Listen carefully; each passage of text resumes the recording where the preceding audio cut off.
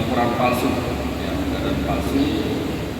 Syederalun penyidik Satreskrim Polres Lok Semawe mengungkap kasus rekayasa pembegalan terhadap uang Satuan Pelayanan Pemenuhan Gizi atau SPPG Palo Igo 2 di Desa Tambon Baru, Kecamatan Dewantara, Aceh Utara sebesar 59,9 juta rupiah. Mengamankan satu orang yang bernama TU, ya, ini adalah orang suruhan dari Putri Amanda untuk berpura-pura memegang dia. Kenapa si Putri Amanda ini? Pelaku merupakan akuntan SPPG berinisial PU 25 tahun yang kini telah ditahan. Kapolres Lok Semawe Ahzan menjelaskan kasus ini berawal dari laporan PU pada 17 Januari 2026. Ia melaporkan uang gaji relawan SPPG tersebut dibegal seorang pria tak dikenal di kawasan Pulau Rungkom, Dewantara. Penyelidikan menemukan kejanggalan, penyidik kemudian menemukan pria berinisial TU yang mengaku disuruh PU untuk merekayasa pembegalan tersebut dengan upah 2 juta rupiah. TU juga menyerahkan barang bukti berupa remote kunci sepeda motor dan kunci laci meja yang sebelumnya dilaporkan hilang bersama tas berisi uang.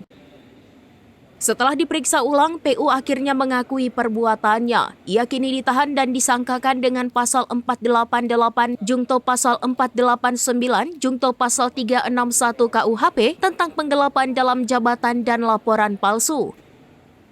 Barang bukti yang diamankan antara lain uang sekitar 12 juta rupiah, 1 unit sepeda motor, handphone, dan kunci laci. Adalah 59.950.000. Setelah laporan diterima, tim dari Reskrim Polres Lok Semawe melakukan penyelidikan. Berselang 2 hari, kemudian penyidik dari Polres Lok Semawe menemukan kejanggalan terhadap peristiwa yang dilaporkan oleh saudari Putri Amanda.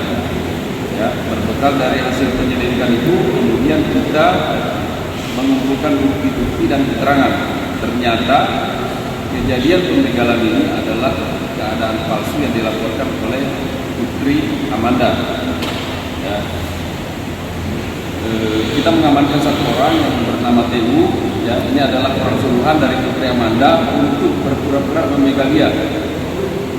Kenapa si Putri Amanda ini menyuruh si TU untuk melakukan pembegalan? Karena uang dari SPPG Palo Igo itu untuk dikuasai. Ya. Jadi ini sudah terlibat berutang juga. Makanya dia melakukan tindakan tersebut.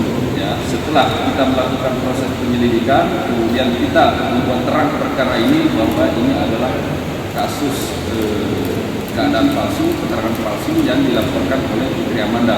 Kemudian kami menjadikan tersangka si Putri Amanda atas perbuatannya.